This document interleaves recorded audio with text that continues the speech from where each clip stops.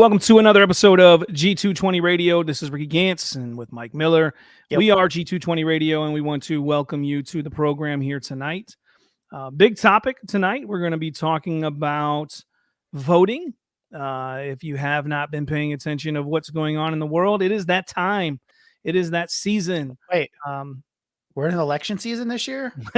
Unless you're Mike, you don't know what's going on. But we are in that season. We are in that time when things start heating up. I've been told so many times, because we're going out and sharing the gospel, and at work sometimes, I've had people say to me when they don't want to hear the gospel, there's two things people don't talk about at work: politics and religion. These are the two things you never want to talk about, but you can't avoid them. They're there, and our faith guides us in everything that we do. And so when it comes to politics, we can't avoid talking about it as well. And so we're going to do that here tonight, and we're going to do so in a round table type discussion where we're going to have three other brothers on the program tonight, and we're going to discuss this topic: how should Christians vote? And I titled it that way on purpose, because we can say, when it comes to, can Christians vote for Democrats? Can Christians vote for Republicans? Can Christians vote for a third party? We could always say, sure, right? You could do that. But should we vote for Republicans? Should we vote for Democrats? Should we vote for a third party, or should we abstain from voting? I think those are the things we want to kind of discuss and kind of get in an understanding, maybe, as we talk through this, of where we should probably land as Christians. We may not always agree on everything, but I do think that there are principles that should definitely be guiding us. What you say, Mike? I honestly thought you titled this because you're a big Tony Evans fan and really enjoy his book, How Should Christians Vote? I didn't even know he had a book. It came out 12 years ago. I don't know how you don't know these things, Ricky. Come on. The same way didn't know anything about the fact that we're in election season. Yeah, I'm joking. No, I think Dr. Mueller has said it best, that every year, every 4 years is the most important election. I think there is, as we think about where our country is going, who we want to lead, I think there is a lot of questions there, and trying to figure out how, as a Christian with the freedom to vote, how should I exercise that right? What does it mean, as not only a Christian, but as an American, to vote? I think these are really valid questions to really consider, especially when it feels like none of the candidates would be ideal for voting. I mean, I've seen people who are Christians who may tend more liberal be like, I just can't be with the Democratic Party anymore. And, they have that freedom to vote how they did in hand, but to think about what are the issues at hand and at stake. Every presidential election is at stake than the one before. Yeah. And I think if we go back in history, you're always going to hear this is the most important election of our life. They've been saying that for a very long time, longer than I've been alive and able to vote. That has been said. But we're going to go ahead and we're going to go ahead and bring on our guests. We have the original Natty P. He is with us. Those of you who have been with G220 Radio in the past, you know who Nathaniel Porter is. He used to be one of the hosts on the program with us. And he's here to talk about politics tonight. So, Nathaniel, welcome back to the program. We also have Shane Manteuffel. And if I'm saying that wrong, you can correct me. Guess I'm saying it right. And we also have, welcome to the show, Shane. Thanks for coming on the program tonight as well. And then we also have Jonathan Lowe. He is another brother that we're going to have in this discussion here tonight. Thanks, Jonathan, for being on the program. So, just a little, like, when I was growing up, I was always told by my parents, who never voted, that Democrats are for the poor people, Republicans are for the rich people. And I really didn't have any idea other than what I was told. And it wasn't until I got older and I was serving in the military And the first time I ever voted was when Obama was running for re-election, and I voted in that vote, not for Obama, but that was the first time I ever voted. And so from that point, I've become more. I wouldn't say I'm like very political. Like I don't get into it in like some of these political pundits and some of these people that are out there, and that's just their life. But I've learned more about some of the issues, and I've every year I'm learning more and more things when these election seasons come up and digging in a little bit bigger. Because as a Christian, uh, I want to vote, and I want the word of God to influence how I do this. But that is how I've kind of where I've been as far as when it comes to voting. Mike, maybe give a little bit of some of your history there, and then we'll let each of our guests share a little bit about themselves and tell us anything that they want to that's pertinent to the discussion here tonight. So yeah, I'm trying to remember the first time I voted. I think I voted for the first presidential election. So I think it was George Washington. Man, I thought I was the oldest. that was eligible for. And which may have been Obama's first term was when I voted for it. I think there's times that I didn't vote. Some of it was I was in England or in the military and didn't quite understand how to vote as an absentee. But for the most part, but my earliest memory was in middle school. Or elementary school, we held a vote between Bill Clinton and Bob Dole as a class. Bob Dole won. This was shortly after Clinton. The whole thing with Clinton started about his extramarital affairs in the White House. So that was kind of tainted in that way. But that was kind of the first time. Obviously, we didn't actually vote, but that's kind of when we started talking about elections, stuff like that. I come from Nebraska. We've always kind of been outside of Omaha and Lincoln conservative. So I've always kind of been more conservative in my political thoughts, even as I've grown older. All right. So we'll go down the line here. Nathaniel, you're up in the top corner. We'll still go with you, then we'll go to Shane and Jonathan. But for those who may have missed you in the past being on G220 Radio, share a little bit about yourself and then anything pertinent to the conversation here tonight. Are you muted? You might be muted. There you go. Often muted because one of my favorite activities is chewing ice. And so whenever I'm on G220, I'll always mute to eat my ice to be courteous to both guests, hosts, and listeners of the show. Let's see. I am a noted thinker of thoughts and sayer of things. I work on houses for a living and make sturdy and beautiful homes for people to live in. And I don't know. You want me to share an election voting story? Anything pertinent to tonight's conversation? Well, I'm an often underinformed voter, but my most vivid voting memory was I was in law school in 2016, and I voted for President Trump because I thought it'd be hilarious if President Trump won. And I remember being in a night class as the results were coming in, and it was a good joke. It was funny as the other liberal law students lost their minds as he's winning in the polls. So that was one of my favorite election stories. And then whenever he did win, I felt like I could be president because anybody could be president. Everybody else was you had to be a liar and Washington stock and all that stuff. But President Trump made it so that every little boy and girl, including me, could grow up and be president one day. So that's my most vivid voting memory.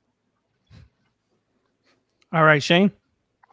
43 years old. I grew up in a city, so it's pretty much always been blue all around me. My first voting experience was with George Bush Jr. So, right around the time of 9/11, 2001, in that genre, that era, basically grew up believing Democrats were the good guys, the ones looking out for the people, and as you said before, the Republicans were the ones looking out for the rich and the corporations. And so I've been voting, pretty much 20 years now, and become more and more of an informed voter. Looked more and more critically at things. Kind of swung all over the map. There's a fair amount of diversity, or not so much as there used to be, but there's a fair amount of diversity in the different parties and the different thoughts of politics, from libertarian, liberal, progressive, conservative, and you have a mix of both centrists and whatnot. And so I've kind of swung the gambit, being from the Tea Party to Republican to early on, being Democrat. I think that's pretty much all I want to say before we start getting into the meat of it. All right. And Jonathan, go ahead. Yes. Well, just want to say thank you for having me on. I'm excited, to talk about this topic. It's definitely at hand, and to be able to be a part of something so it can be edifying, for the brethren. So thank you.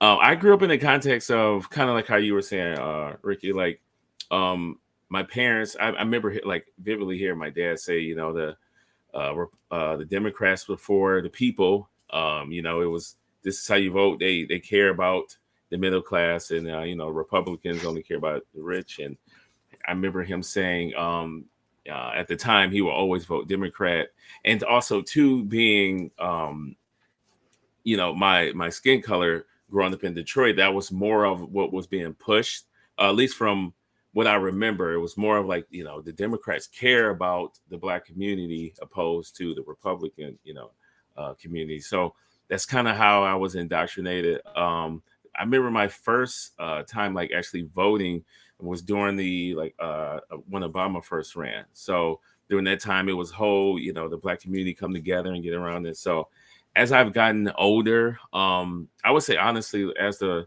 Lord has broadened my theology of Him, now looking at it from a Christ-centered way, my ideology has changed a lot on, how do we exercise our vote as Christians, and so that's kind of where I'm coming from. So it's I'm still learning. Now I'm looking to be more politically informed, and how to navigate that as a Christian. So I definitely now lean more conservative, just for the simple fact is a little bit more hearing both sides, opposed to before, is instead of voting for people that look like you. So that's kind of where I used to be. Yeah. All right. And thank you, gentlemen, for that. Your little bit of info and some background here as we get into this conversation.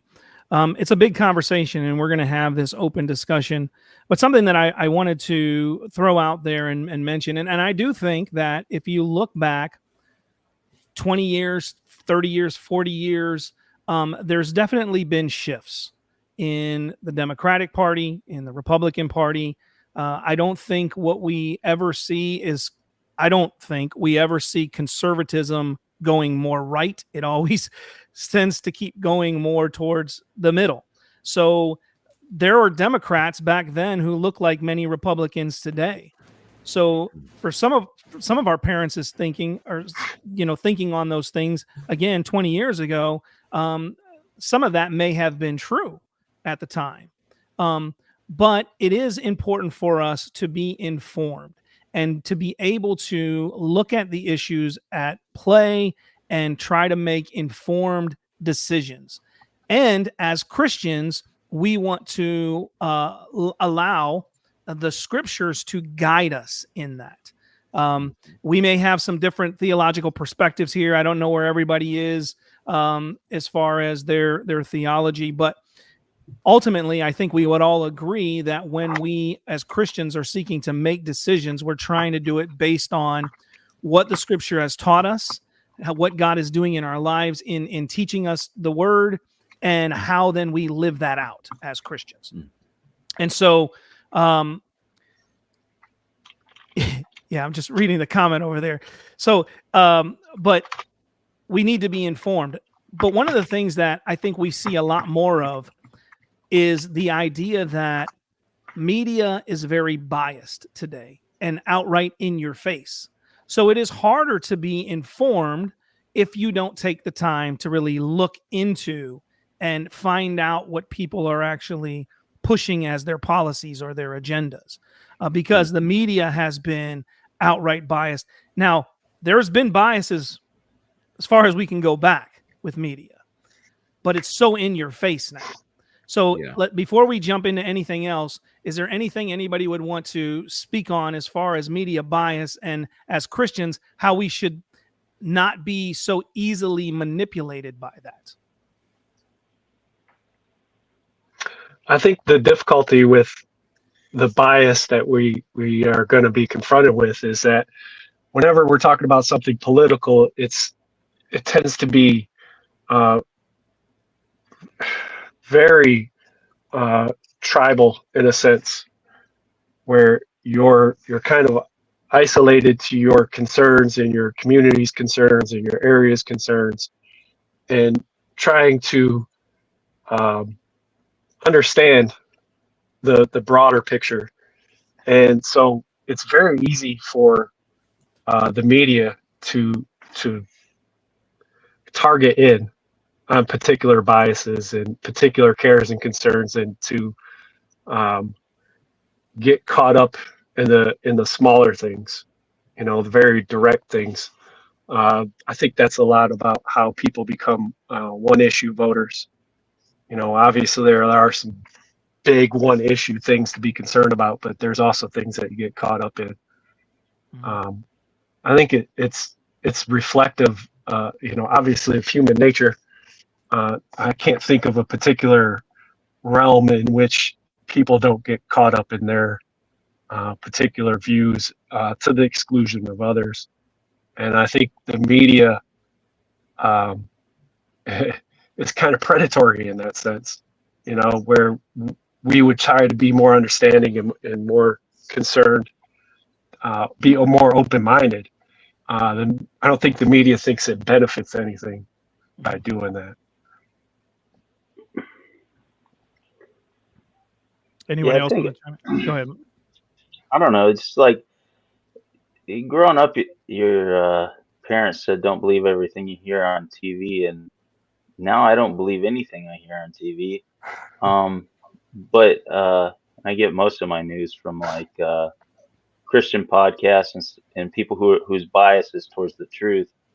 But also, I mean, even if you're gonna watch the television set and watch the news on there, or even I guess Christian, whoever's got a bias, I mean, you always got to ask yourself, why is this person, not just what they're saying, but like why are they saying it that way? Why are they framing the issue this way?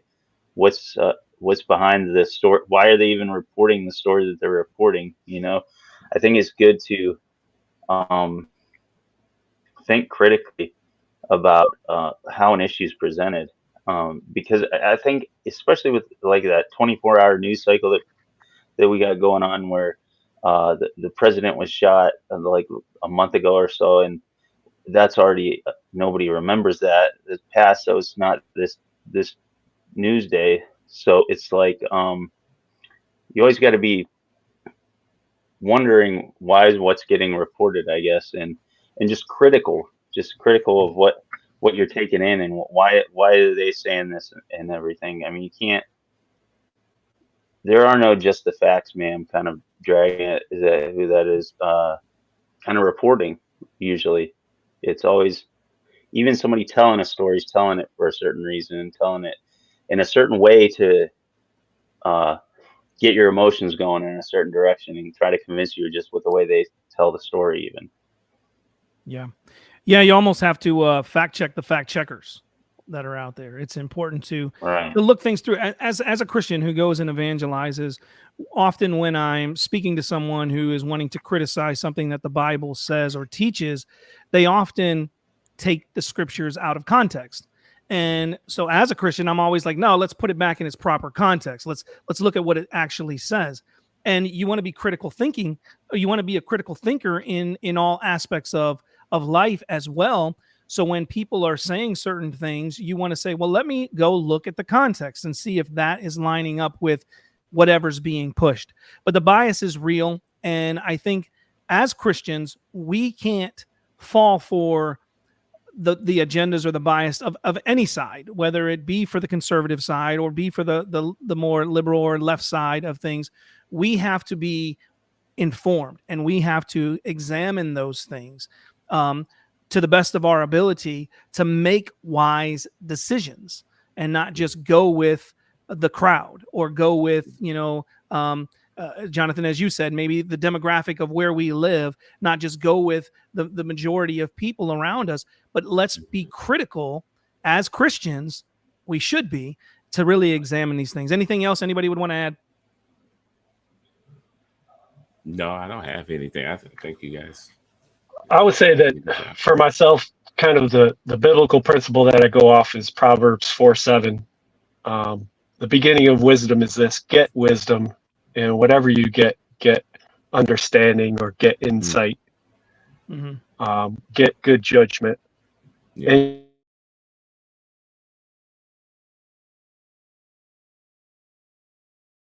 And the same thing.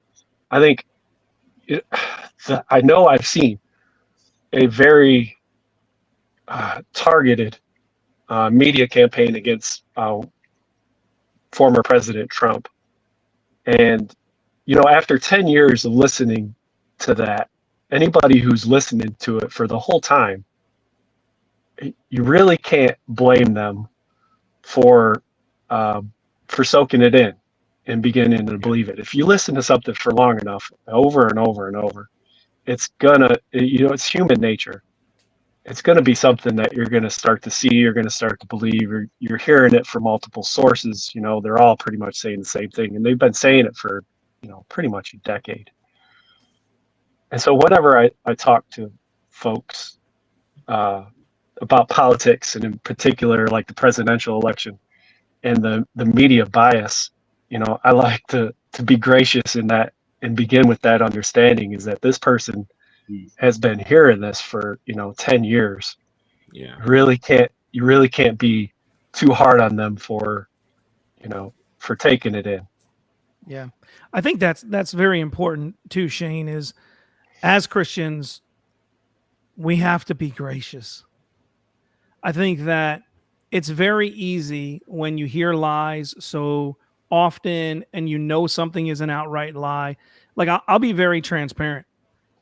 I have never voted for Trump, ever. As an abolitionist, I've never been able to do that because of my conviction, right? Mm-hmm.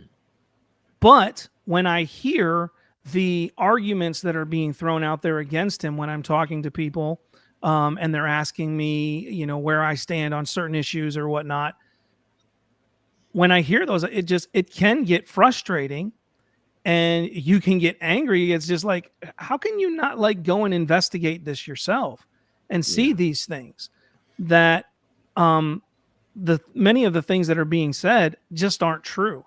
And that's not me being the Trump defender or the Trump supporter. That's just me saying you really need to think these things through critically and not just take the bias or take what you're being fed and run with it. You really have to examine these things. Anyone else want to jump in? All right. Okay, so that being said, let's talk about the idea of voting for Democrat Party. Now, can a Christian vote for the Democrat Party? I would say, yes, they can in ignorance, but I'm one, and this may be controversial. If I was a pastor of a church or an elder board and I had individuals that were voting Democrat with all of the stances that we know that they hold to, I would first want to be gracious and seek to sit down and explain to them this is what the Bible teaches on certain things. And if it was persistent, I think church discipline may be necessary. Now, that may be controversial.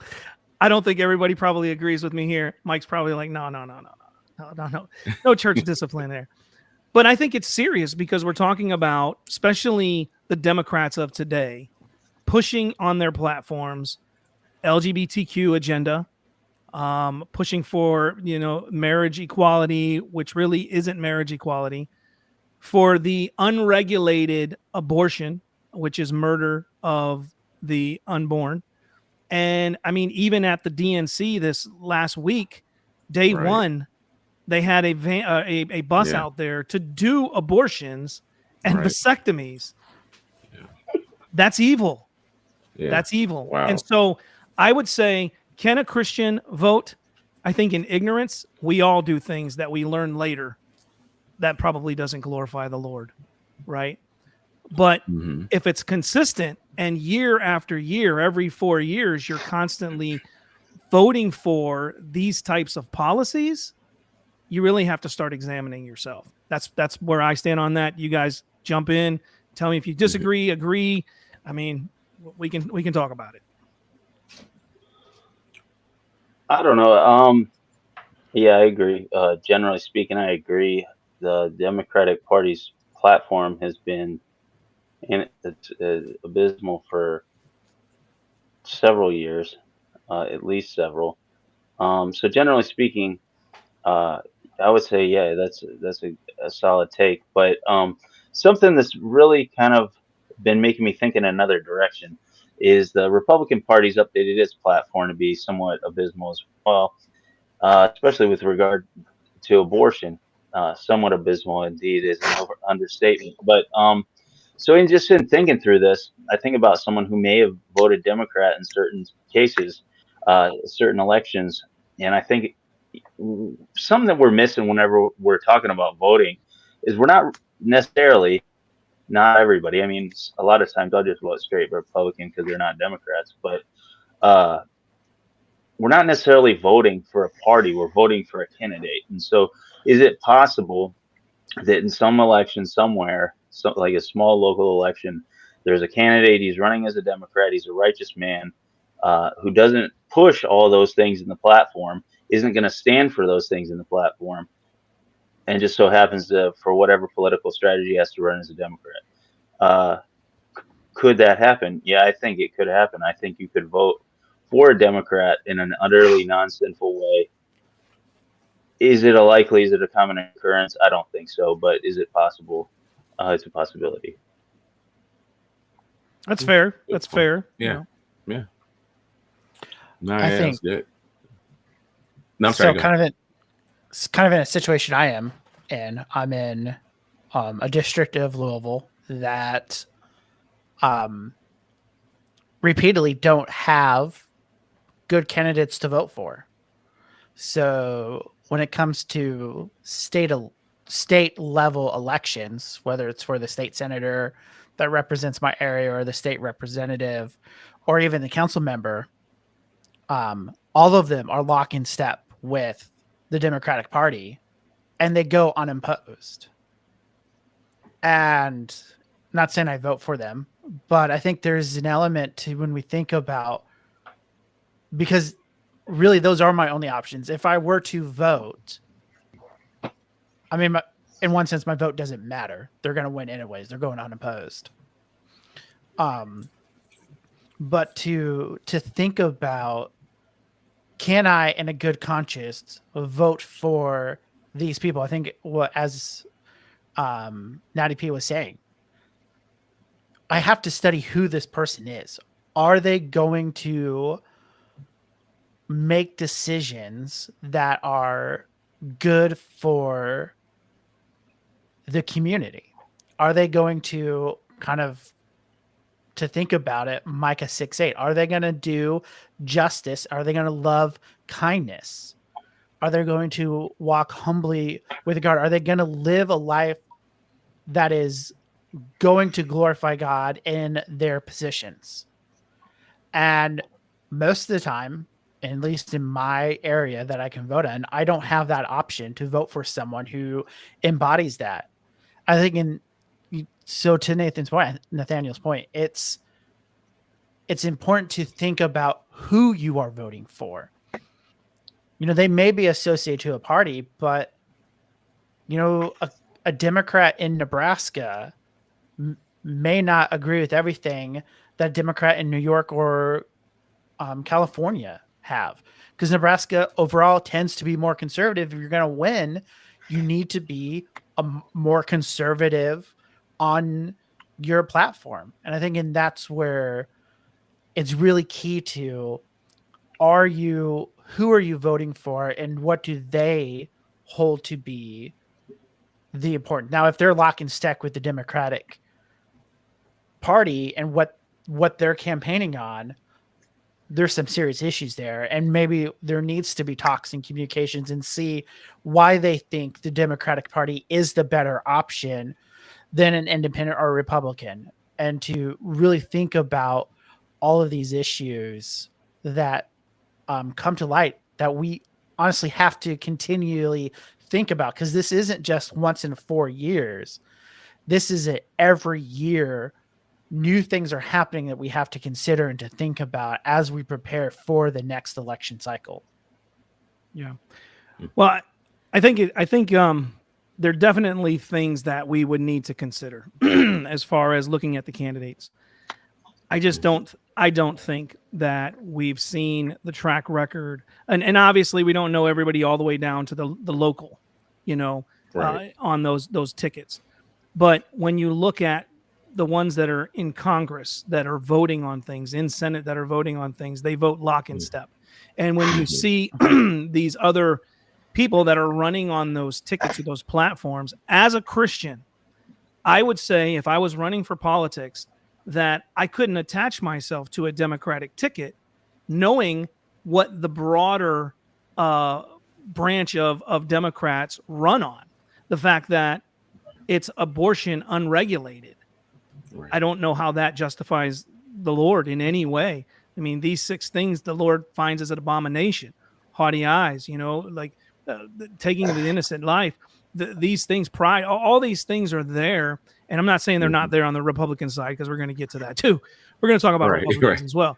Yeah. But just dealing with Democrats, it's there. And those who decree iniquitous decrees, as it says in Isaiah chapter 10, and they're pushing forward these laws and these agendas. I just look at that and say, man, like, maybe you're right. Maybe there is one guy who's running for mayor of some little town nobody's ever heard of, that's running on a Democratic ticket, that's for life and against the LGBTQ plus agenda. I don't see that. You know what I mean? It's possible, but I don't see that. Yeah, no, I just want to jump in. Yeah, I have a hard time. If they would identify as, I don't know, like progressive Christians, which I think that's an issue too.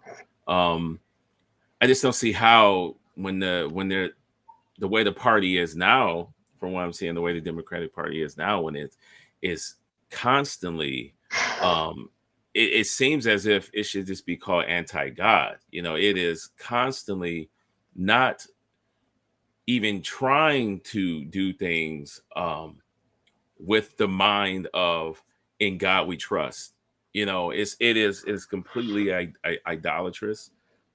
Just the simple fact of the love of killing and being against the nuclear family, the onslaught on both the unborn and born. It is hard. So it's how I look. This is how I look at it. And of course, like, we're going to talk about the Republican Party, because this is by no means this thing's that's an issue there as well for me personally. But since we're talking about the Democratic Party right now, it comes down for me as a Christian. What's the intent of my heart? Like, what would drive me to align myself to be on that side of things? Because here's the thing: you got to defend it when this comes up in conversation. How do you defend that from Scripture in a positive light? That's for me. I think that's one of the hard part. Like, what is the reason? Is it because of minimum wage men, broader? I mean, they promised that. Is it more for small businesses? Is it like, I think it does come down to conversation, but defending it from Scripture, I don't know how you possibly could. So for me, that's where I see the issue for me is it's a party that loves death and is okay with promoting it. So yeah, that's kind of where I stand when it comes to the Democratic Party up today. Mm-hmm. As far as the Democratic Party, and to the question, should you vote for the Democratic Party? If you were to just walk in and see D's on the ticket and say, yes, yes, yes, yes, the answer to that is definitely no. Obviously, it would be no all around. I agree with a lot of the nuance you guys were talking about. You got to look at the individual, you got to look at the issue, the context, where they're at, and what they're doing. But when I'm reading just the Democratic Party platform, there's really not anything specifically that's in the bold print, that I could say I would disagree with. Building a stronger, fairer economy, absolutely. Affordable, quality healthcare, yes. Do I want it to be universal? That one I probably would disagree with. Healing the soul of America. When you just look at what's in the bold on their platform, you're gonna be hard pressed to say, I disagree with any of those things. But when you go into the finer detail and the how and the means by which they want to do that, that's I think where most of us would start to say, hey, well, I don't think that's going to work the way you think it's going to work. And so I would definitely disagree with anybody that says, because they're Democrats, I can vote for them. For all the aforementioned reasons. I mean, there's really not much more to add as far as why not. Yeah. Could you? I just want to, like, how we were talking about like context and one thing, brother. Could you read that again? It was I think the second point in there. Building a stronger, fairer economy, affordable, quality healthcare. Yeah, and I agree. Like, it sounds great, and how we were all talking about, context. Like, okay, then the question is, I would think would be like, okay, how do you plan on doing that? Like, what are the means of you? Because I agree, it makes me think about like certain you read online certain churches, you're reading, see what their statement of faith is, and on paper it sounds great, they hold to the Trinity and all of this, and you get in there and they end up being a oneness church. It's just like, hold on, so it's almost like we say these things, but how do we plan on, or how do they plan on implementing? How do we build a stronger thing when it's an attack constantly on the family, when it's it's almost like smoke and mirrors. So, but no, context. I think that's another thing. Context and discernment when it comes to us as believers when voting for either party. Absolutely. When you think about I've watched clips of the convention. I couldn't stomach watching the whole convention. I'm sorry to anybody that was able to do that or thought it was great.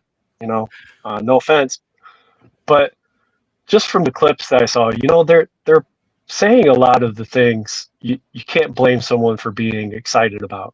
Freedom, and dignity and integrity and transparency and Trump is bad. Yeah, they said that a lot. But when you hear those things, they're catchphrases. Like you said, if you don't have a context for it, you're just hearing that, and they're rally phrases. Yeah. There's something, everybody's going to be like, yeah, absolutely. Why would anybody disagree with that? Right. And I think that we have I don't know, a saturation of everybody's lives are so saturated with so much that they're catching clips here and there, and there's not much time for digging. Obviously, Yeah. the different things that the different vices that people get into, entertainment and sports and all kinds of different things, but just off the top, anybody looking at the Democratic platform, you're going to be like, okay, this stuff isn't they're not out here like, we want abortion just straight up front, like you were talking about, where the upfront stuff seems kosher, but when you start getting into the details, you're like, maybe it's sketch at that point. Yeah. I think too, as we were mentioning it, I found, and I know they have this. I mean, there is a Democrats for Life. I think they're incrementalist. They're probably incrementalists, but there are Democrats who hold to the same value as us as Christians. And I say that because I'm looking at a picture and it says atheist, feminist, pro-life. So I'm assuming they're not Christians. And maybe one person might be Catholic. We've kind of have that opinion. But I'm looking at their Facebook page. I looked on their site. There's no candidates there. And they even admit themselves that the Democratic Party has basically excluded them from their platform. Yeah. I think so. Even this group who are Democrats who would agree with their ideas of on healthcare to a certain point, because abortion's kind of added within that healthcare. Yeah, hold to a strong view on life, which is admirable. We should commend them for that.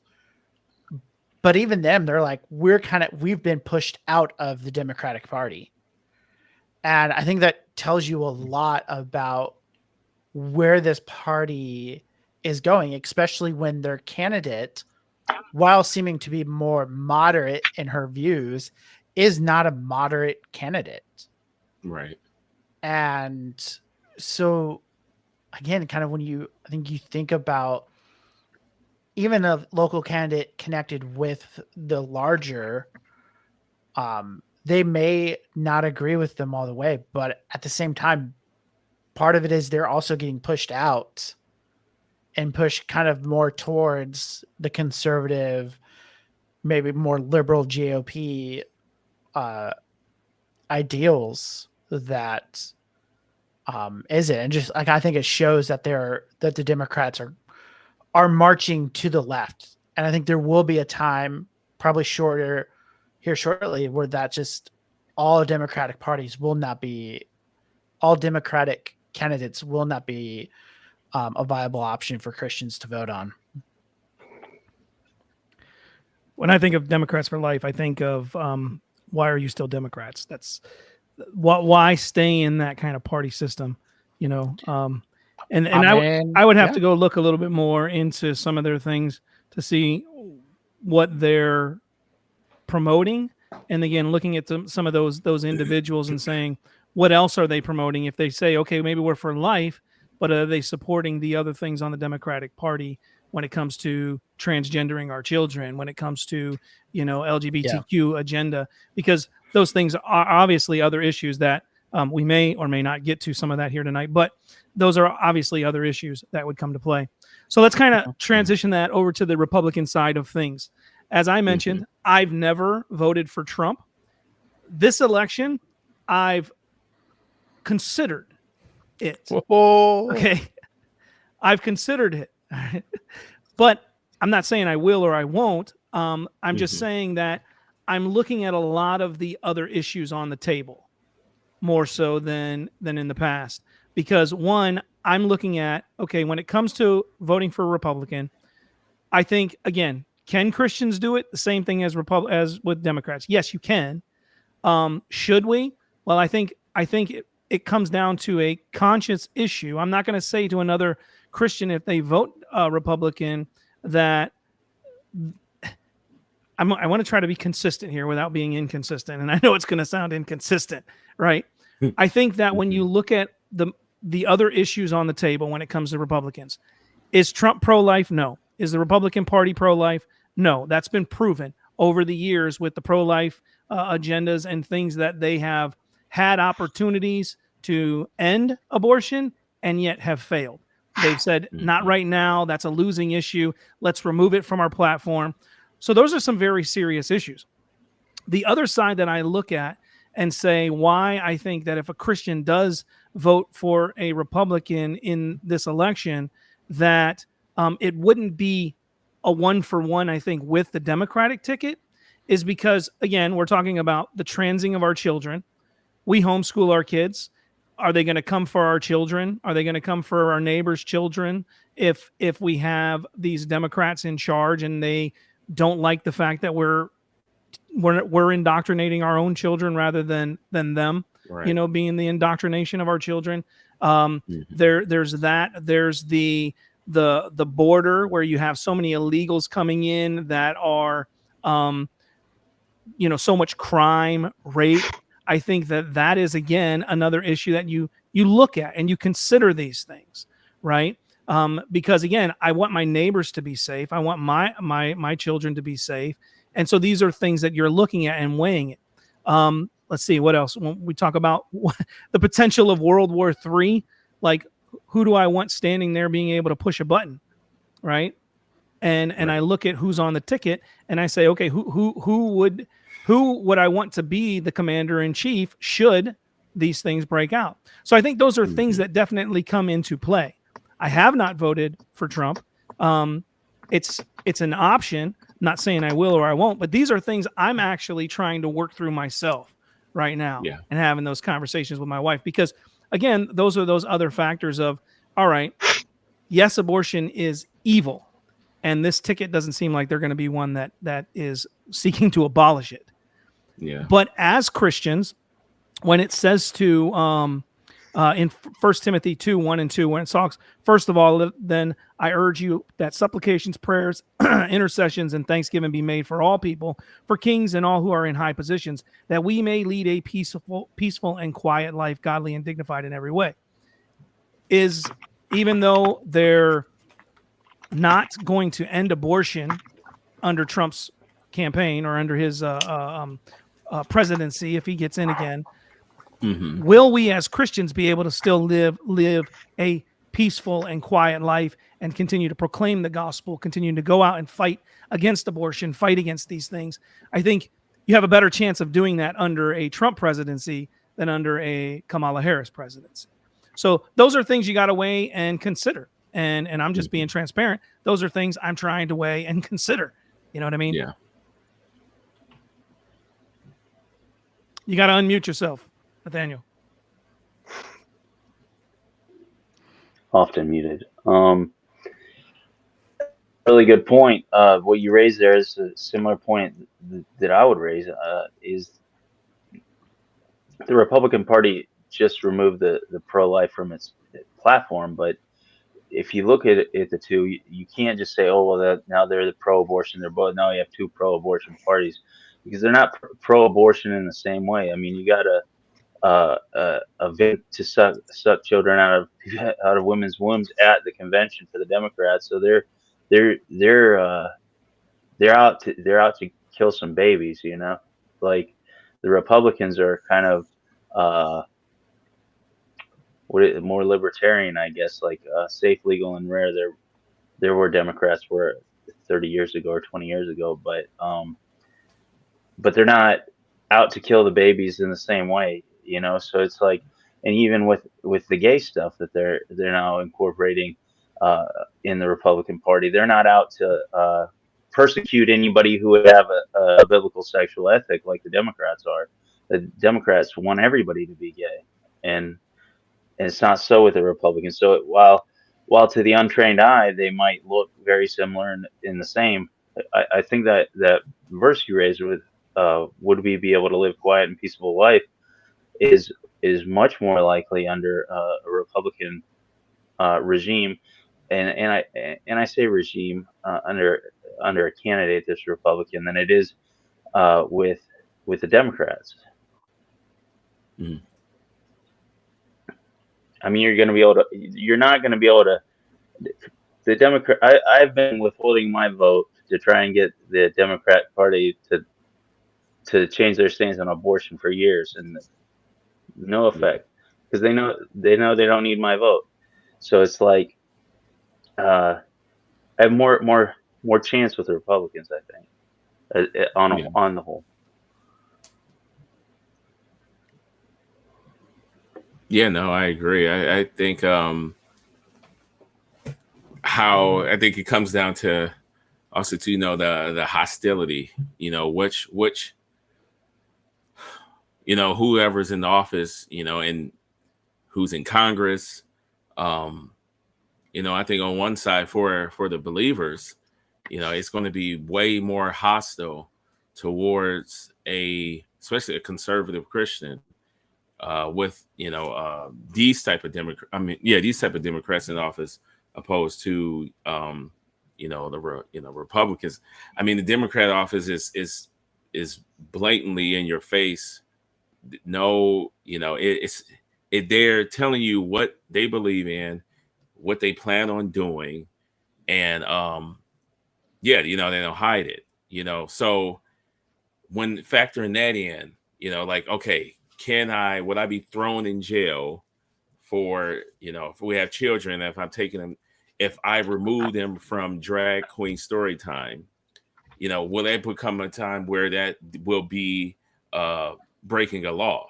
Where I see that I see that can possibly be a thing with the Democratic Party. The Republican Party, unfortunately, I see it as almost just a kind of, we don't believe in this, but also too, if you just stay over there and do what you want to do, then we won't say anything. It's not really like, I don't see that from the Democratic Party. It's no, all of us are going to have to be in one accord. So for the Christian, I think we need to look at it like that. Yes, of course, there's things I don't like, especially when we talk about abortion.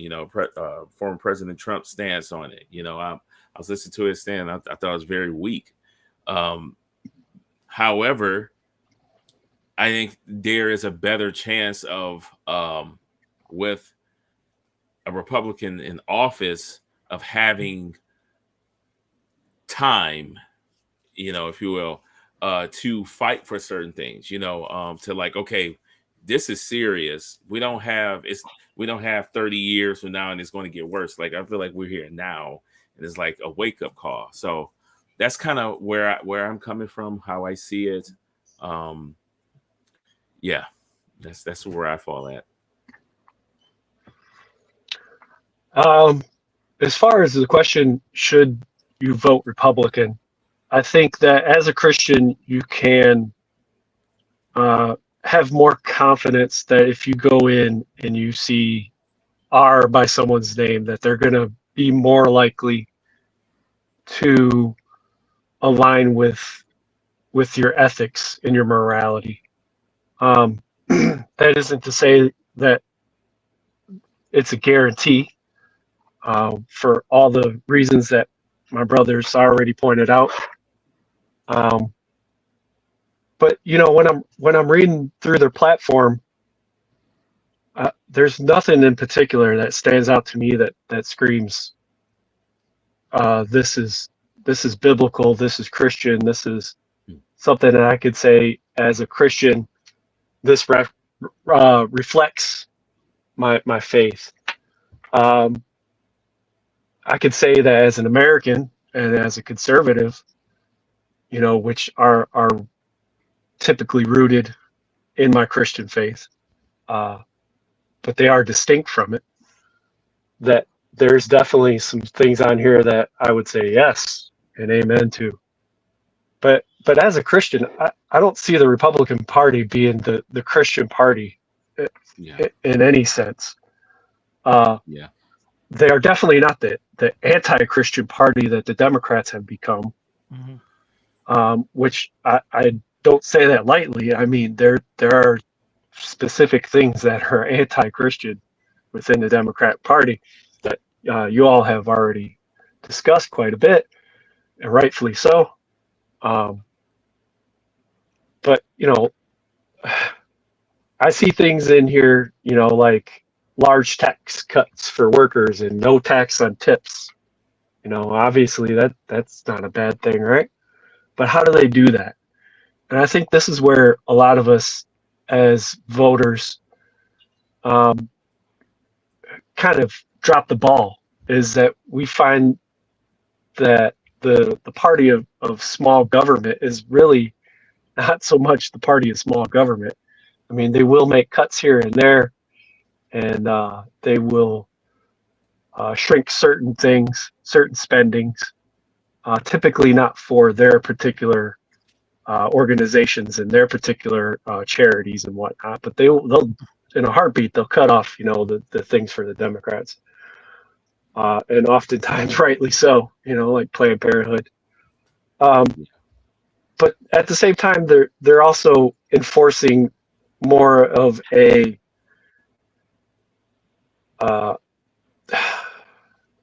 foundation for a government that is going to stand over its people with a large stick, and say you're going to do this. You know, building the military, not necessarily a bad thing, depending on how they're using it and where those resources go.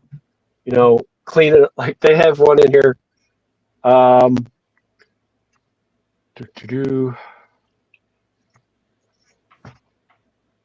Rebuild our cities, including Washington, D.C., making them safe, clean, and beautiful again. I mean, how do we do that? Well, again, what are the means? You know, I don't think many people would necessarily disagree with that. But the Republicans are no longer, I would say, the conservative party.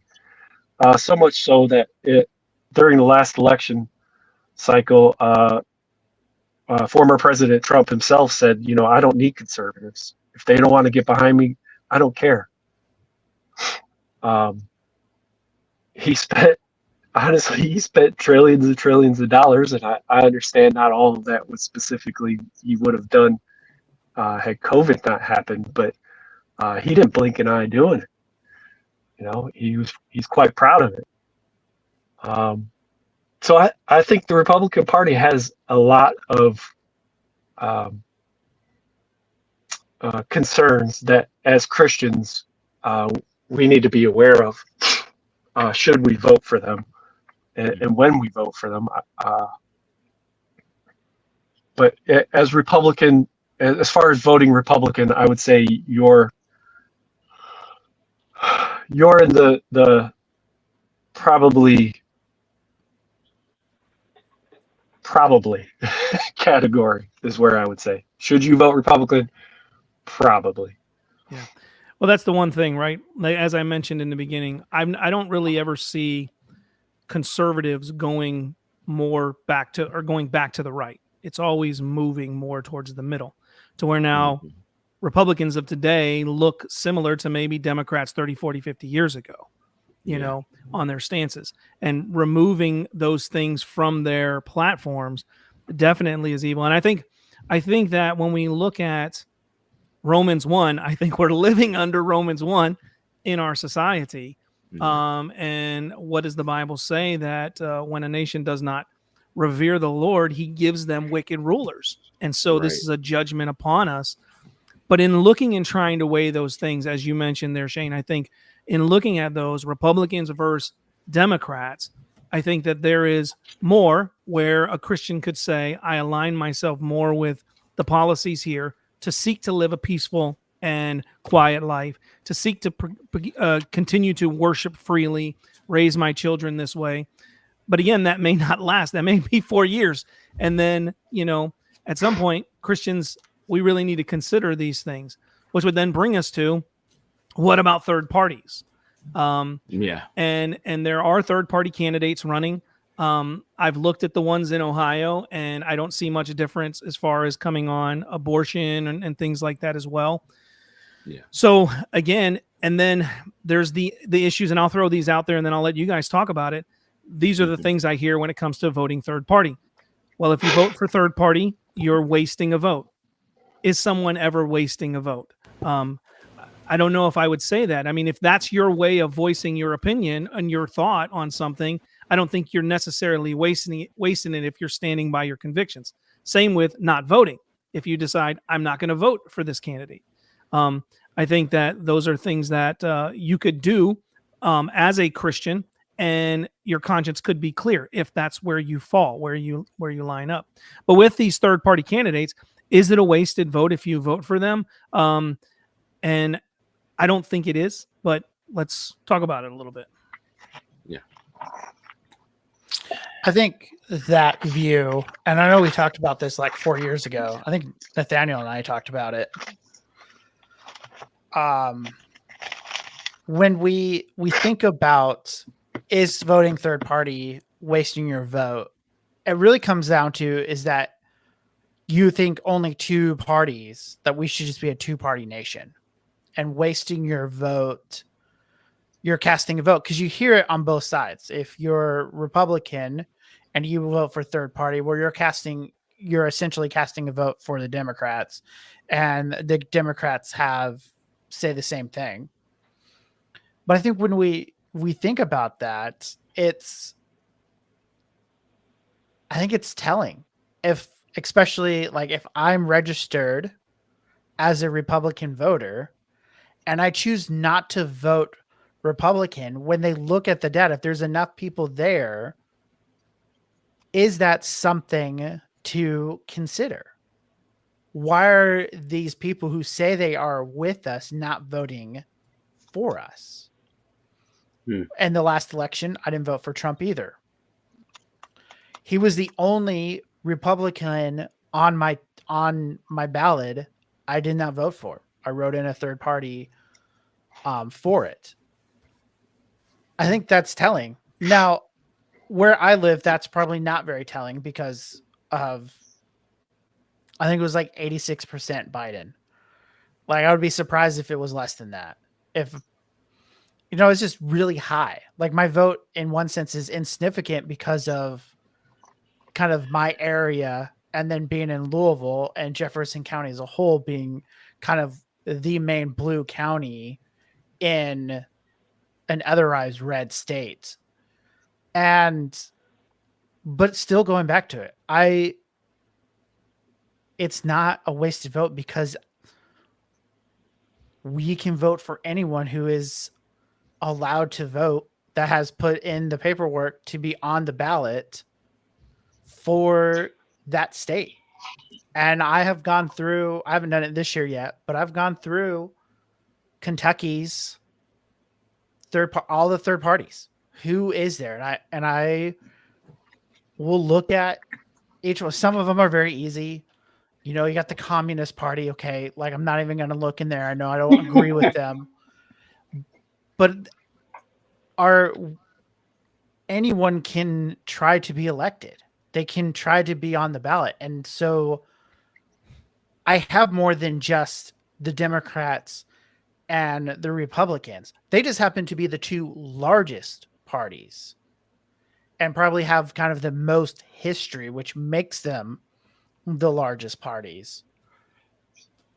But that doesn't mean they're my only option. I think to limit ourselves that, because I think the absence of a vote, or if enough Christians would be like, no, we don't agree with that, and pull away, I think that would make the Republican Party reconsidered. And which is really hard to do, because as we mentioned, institutions drift left. To keep an institution conservative, you have to actively work on being conservative. And I think you see that in the party lines. As the left moves farther left, the Republicans are kind of trailing behind them. Because in one sense, you have to be put a candidate in the middle to get enough votes in to be able to get your candidate elected. I think you see that with how they portray Vice President Harris. I think you see that even in the policies and what Trump has said more recently in it. They're trying to be more in the middle to really get voters like me who don't know who I want to vote for. Now, the Democrats don't have a chance, but there is then thinking through those issues more with it. But just again, I need to vote a conscience that I can say, yes, this is the best vote that should bring about flourishing for my neighbor, which is what I'm concerned about, because when my neighbor flourishes, I flourish. Yeah. Yeah. I think the one thing that I would want to throw out there too is, as Christians, like, we shouldn't be afraid. Like, when I'm looking and trying to consider these things and looking at saying, okay, the Republican ticket is definitely a better ticket than the Democrat ticket as far as better for my neighbor, better for my children, looking at the policies and whatnot of what they would push forth and try to seek to put on our children. But that's not a fear thing. Like, if it was a fear thing as Christians, like, I wouldn't go evangelize on the streets. Like, it's not a fear thing in that sense. But I do think that as Christians, because the question is asked when it comes to Jacob says, is it biblical to choose evil even if one is lesser than the other, or would it be better not to vote? In God's sight, I think it's more cut and dry. And so I think, that always comes up. The lesser of two evils is still evil. And that's why some people may vote third party. And the possibility of a third party candidate getting enough votes to win may be unlikely. But if that's your conviction, don't go against your conscience. If your conviction is not to vote, don't go against your conscience, right? Which Bible and Friends asked that here too. He says, which brings him to the question, would Jesus even vote? No, because he wasn't in a system like that. But I think there are principles. When you think of when Jesus tells him, one of the disciples, to go to the fish and get this coin, and he tells him, who's on these coin, render under Caesar what is Caesar's, pay your taxes, right? I think the principle is there that we can vote, but also as Christians, we can participate. So we can participate in the government that God has ordained and installed over us. But as Christians, we need to be informed, be wise about it, and make discerning decisions in how we go about doing that. Because ultimately, even in our vote, we want to honor God. And go ahead. I think that's one of the things that I was wanting to talk about. So it segues right into it. Is what are we participating in? What do we think we're doing with our vote? What do we think voting is about here in the United States? I think typically the people that talk about wasting your vote on a third party are treating our voting system like it's a horse race, or it's a bet. Which team do we pick? Well, we got to have the team that's out there playing, right? We got to have the team that's going to be a winner. And there's some there's some pragmatic thought in there. It's not totally empty and hollow, but that's not what we're participating in. Mm-hmm. If we consider the establishment of the voting system that we have, and that basically we're choosing a representative, we're choosing someone as a head for us in government. That sphere of authority that government is that we have. And we're choosing someone as a head. They're basically a headship. It's very similar. I would argue pretty much essentially the same principally. And so you're not voting for a winner. Again, this isn't a horse race. We go out there and you need to be concerned with the individual and the individual where they stand. And if they stand with a party, then you have to understand what the platform of that party is, and you have to take that into consideration. And so, when it comes to third party, I think I didn't vote for Trump the first time. Didn't trust him for various reasons. And, when I'm looking through the list of people to vote for, there were 22 other options in Ohio. for me to vote for it. You know, I already had decided who I was going to vote for, but I didn't even realize there was that many options. You know, the United States voting system is not a system that's designed to work around two parties. I had a quote. I don't have it up right now, but essentially, one of the founders of the system said that, you know, one of the worst things that could happen is that the system turns into two parties. That it's dangerous in that respect. And I think we could see that. I think that we see a two-party system is dysfunctional. It just doesn't work. And I think anybody that falls into that is in danger of their voting being fraudulent.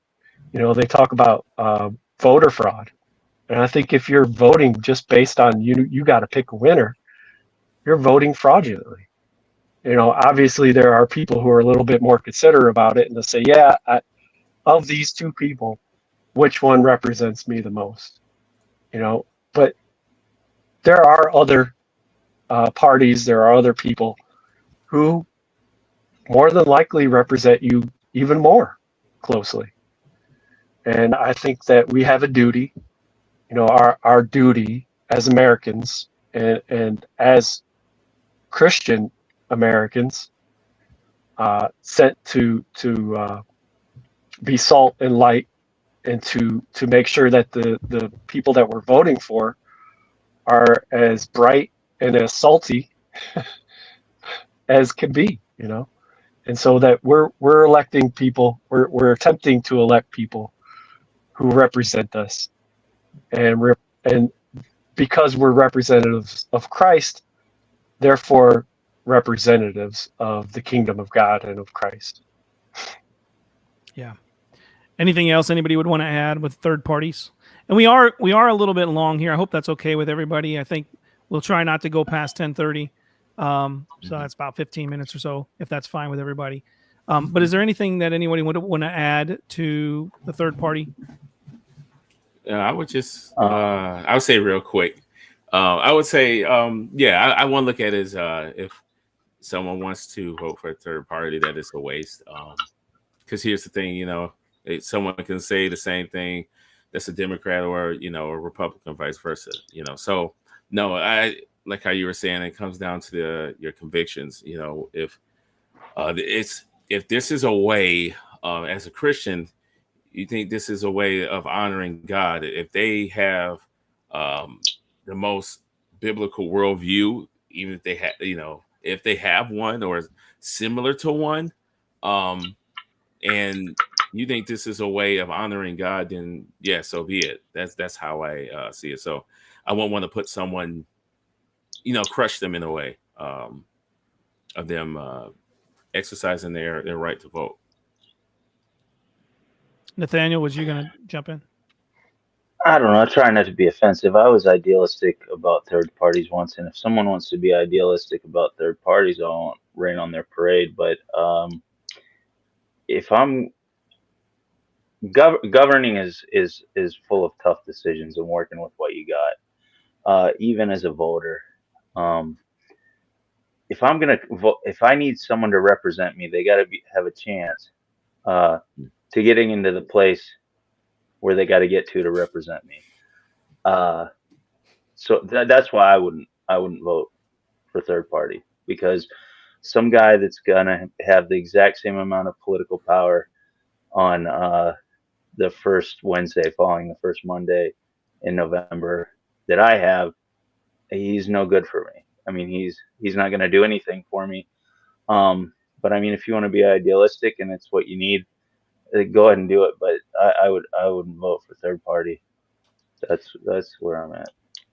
Yeah, the one thing that I would say with that is I would agree that the likelihood of a third party candidate winning is very, very, very, very small. Yeah. Like very, very small. Statistically But, wise, yeah. But I do believe that if a Christian's conscience says, I can't vote for this party or this party, let's take like single issue voting or maybe more than single issue voting, because Trump and the Republican side is not completely anti-LGBTQ. They're just not pushing it and promoting it, right? So you have that, and then you also have abortion, which he has not been pro-life. So with the exceptions out there, that's not pro-life. Said he wouldn't, just recently said he wouldn't sign any bill that came that was calling for the end of that. Wants it to be at the state level, and thinks some states go too far, but in wanting to end abortion. But if somebody said, I can't in good conscience as a Christian vote for this party or this political candidate on this other party, and I think that if they wanted to exercise that right with a third party, I don't think it's wasting the vote. Their likelihood of them winning, I agree, it's probably not going to happen. But they're exercising that vote, and they're letting their voice be heard in that, right? And the same would go with someone who abstains from voting. The other thing I think that we don't have time for, but presidential elections are not the only elections that are out there. Local elections are so vitally important. Yeah. Who's your local sheriff? Who's your local mayor? You know, who is the congressman in your area, right? The city councilman. I'm sorry. Who's the city councilman?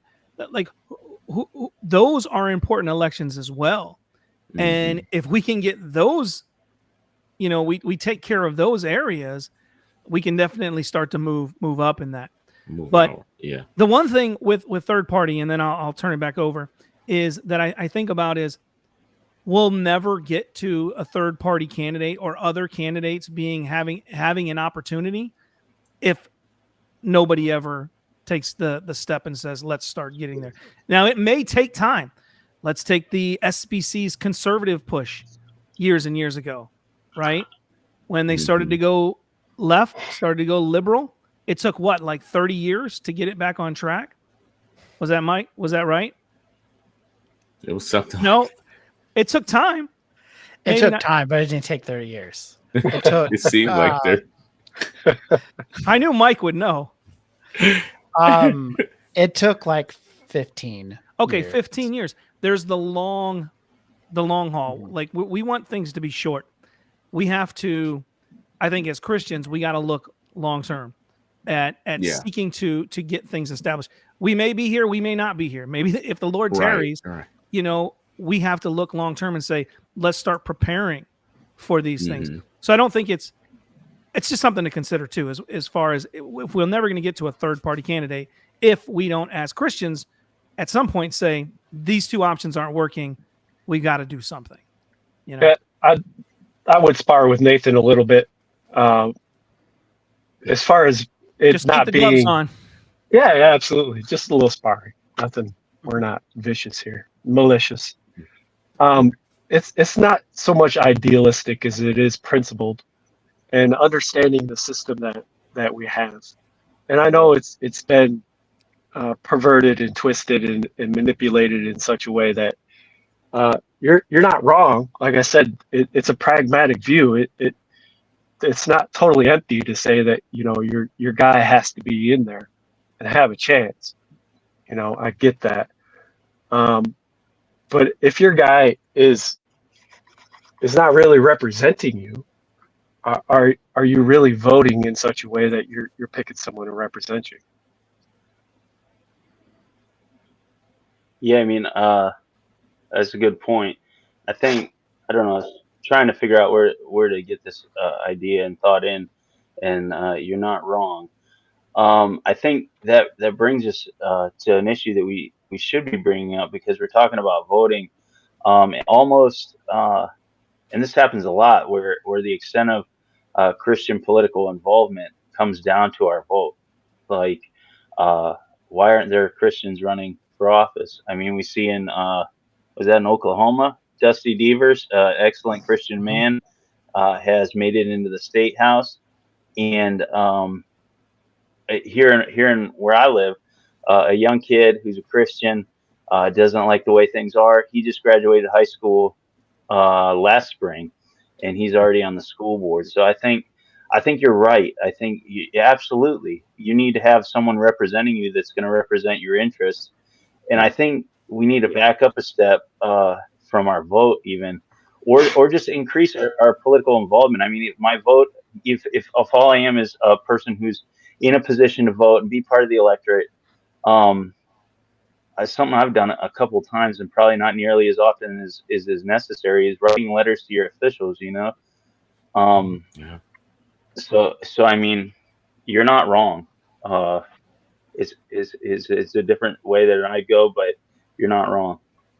Yeah, that's a good point too. There's many Yeah. ways in which we should be getting involved in things. Again, Yeah.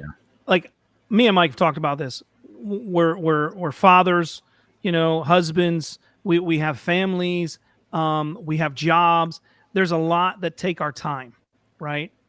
And you can't do everything, but there are ways in which we can get involved locally. You know, going to the school board meetings. Like we homeschool, but that's still my tax dollars going to the public schools. Yeah. Going in and standing there and saying this, you shouldn't be doing this in the school with these children, right?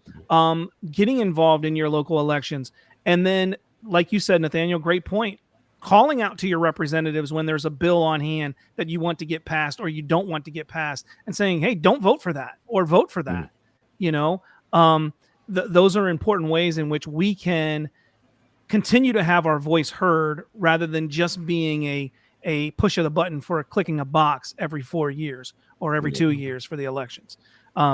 Any final thoughts? We'll wrap it up. We got about 8 minutes left in the program, but I want to give you guys any last words, any final thoughts you guys would want to add to this. I think some of this, especially when we consider our kind of American Christianity throughout history, it isn't really, we've talked about the conservative resurgence SPC, and some of that is coming out of Carl Henry and his reaction against kind of what we would call now the fundamentalists, kind of in the negative term, and they pulling out of the religious or the political culture, and to think about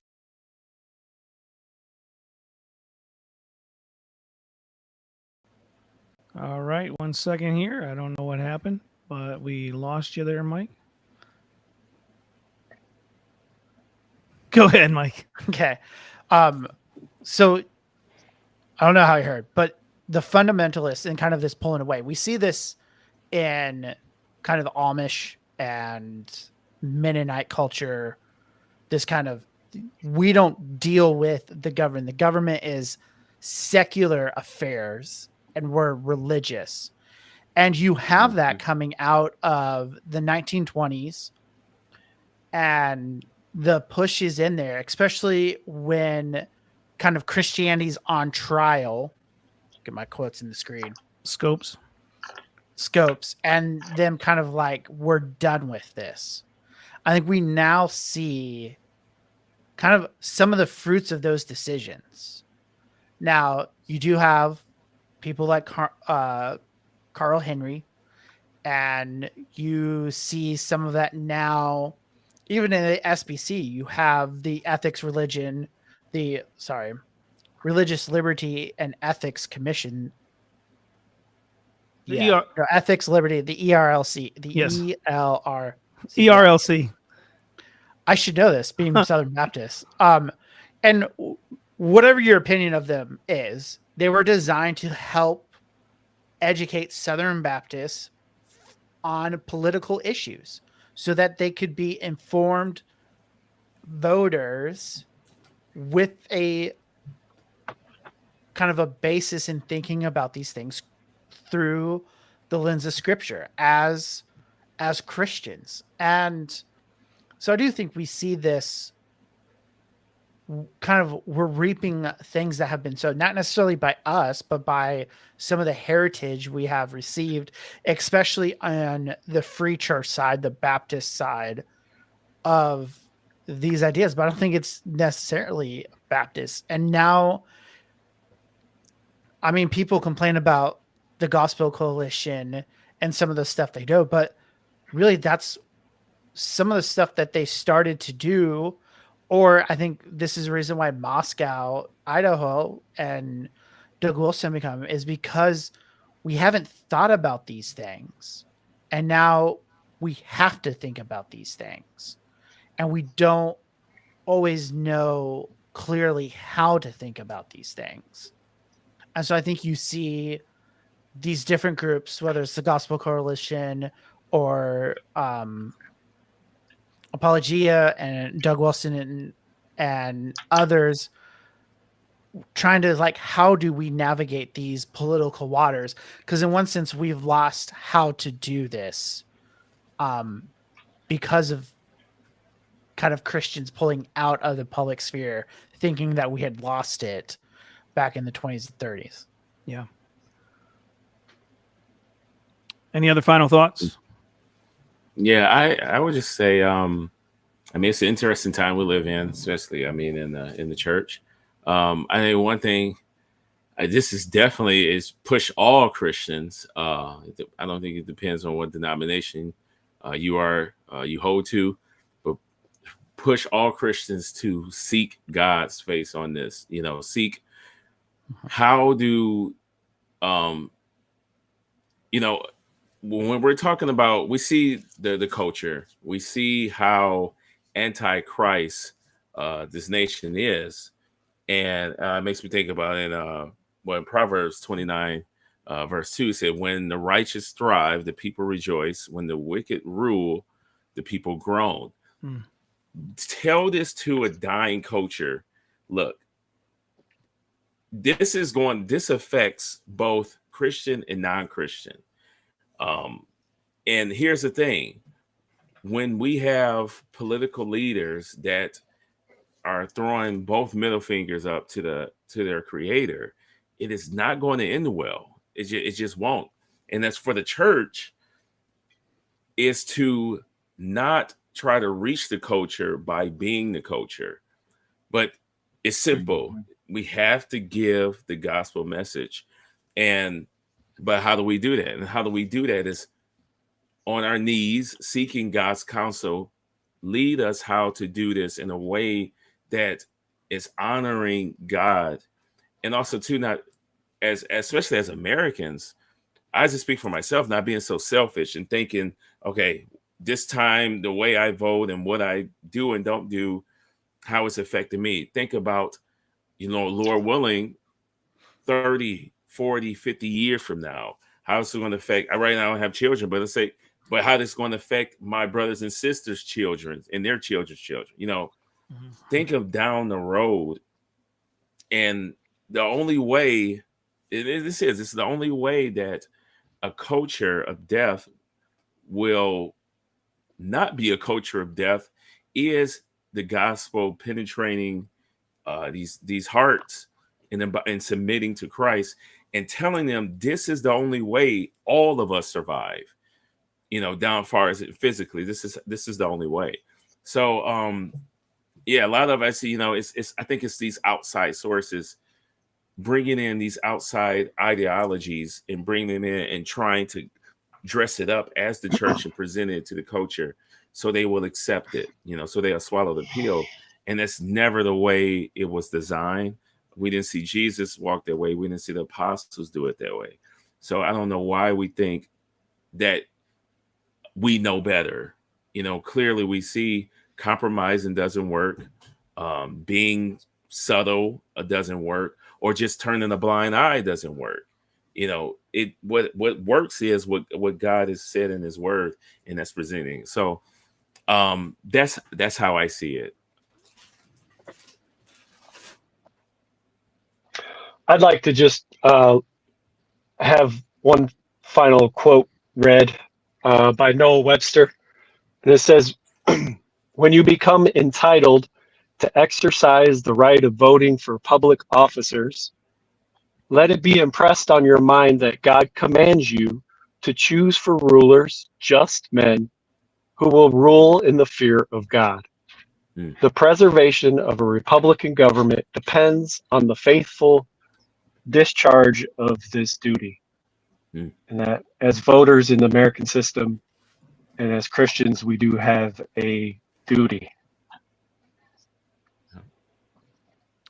Nathaniel, any final thoughts? No, I mean, I think that's an excellent quote to end on.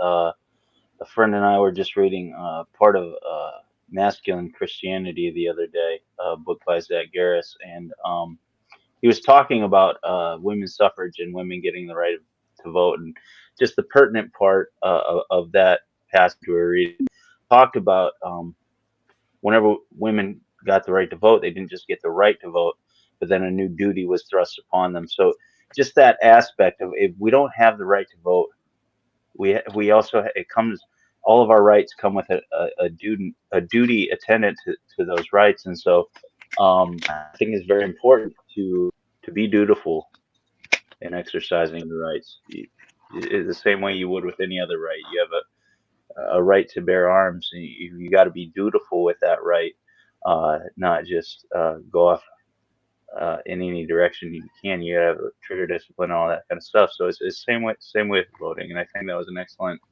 quote. I do love Noah Webster. His is my favorite dictionary that I use as well. So. Well, guys, I want to thank you for coming on to the program tonight and having this conversation. There is plenty more we could talk about and discuss, but time does elude us. And so, we actually even went longer than we initially planned, which is fine. But it is something to consider. How should you vote? I think the consensus would be, and we all agree, don't violate your conscience, but make sure that conscience is informed by the Word of God. And that is where we want to find the truths for which we stand from the Word of God, who places rulers above us to do good and to punish the evildoers. And so therefore the Scriptures inform us in how we live out our lives and how we practice our faith in this world. So that's been G220 Radio for tonight. Again, thank you guys for being on. Next week we'll be back on, and I think we are talking about the early church, first 200 years. Well, no, we're not doing that. We're doing What? Definitely thought we were. That's what I was informed. I know. I got excited. We're gonna do it. I'm pretty sure that's what you said. Yeah. You're right. That is what we're doing next week. I was thinking the Council of Trent. So what is it? Week after. Early church. The first 200 years. I still got to get 200 years in 1 hour. We got it. All right. Oh, Homo Susius. Yeah. Not quite that far. But that's G220 Radio for tonight. Until next week, God bless and God bless. Stay Baptist.